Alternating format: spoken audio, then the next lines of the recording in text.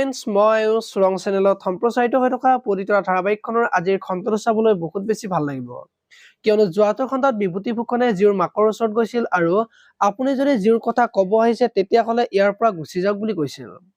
আৰু তেতিয়া বিভূতি ফুকনে সিহঁত কেৱল তোমাৰ সন্তান নহয়, সিহঁত মোৰো সন্তান বুলি কৈছিল।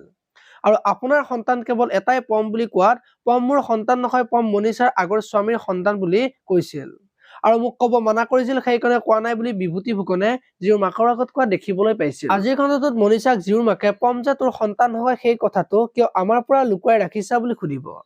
আৰু তেতিয়া মনিষাই আপোনাক কোনে ক'লে বুলি সুধিব আৰু তেতিয়া বিভূতি ফুকনৰ কথা ক'ব।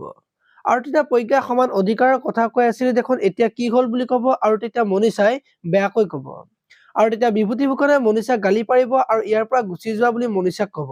আৰু তেতিয়া মনিষাই পম যাৰে সন্তান নহওক কিয় পম বৰ্তমান বিভূতি ফুকনৰ সন্তান, গতিকে সি সমান ভাগ পাবই লাগিব বুলি কৈ বিভূতি ফুকনক হাতত ধৰি ঘৰৰ পৰা লৈ যোৱা দেখিবলৈ পাব। এইফালে আকৌ প্ৰজ্ঞাই মাকৰ আগত পম যদি দেউতাৰ সন্তানেই নহয় তুমি সিহঁতক কিয় সম্পত্তিৰ ভাগ দিবা বুলি সুধিব। আৰু তেতিয়া মাকে এক সম্পত্তি আমাৰেই নহয় সিহঁতক কেনেকে দিম বুলি ক'ব। এতিয়া বাৰু প্ৰজ্ঞাৰ সকলো আশা শেষ হৈ যাব নেকি, দেখিবলৈ পাব আজিৰ খণ্ডটোত। আপোনালোকে পবিতৰা ধাৰাবাহিকখন চাই কেনেকুৱা পায় কমেণ্ট কৰি জনাব।